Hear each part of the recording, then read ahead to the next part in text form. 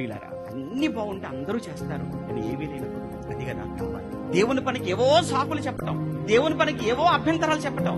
అందరు చెప్పే ఒక మాట ఏంటంటే బిజీ అంటారు చూసారా, నేను చాలా బిజీగా ఉన్నామండి అంటారు. ఏం బిజీ? నీ పుట్టుకకు కారణం ఎవరు?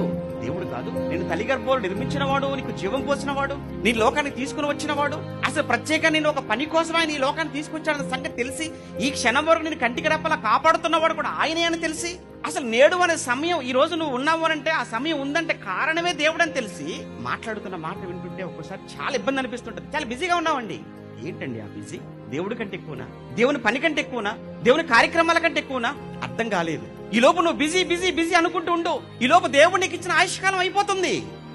అది ఏదో కొత్త సంవత్సరం వచ్చేస్తున్నా చాలా సంతోషపడిపోతున్నారు. ఏమంటే సంబరాలు రెడీ అయిపోతున్నారేమో.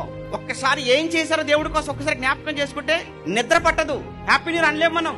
ఏం చేసి వచ్చావని ఆయన ముందు నిలబడి ఆయన నన్ను అడిగేటువంటి ప్రశ్న ఏముంది సమాధానం?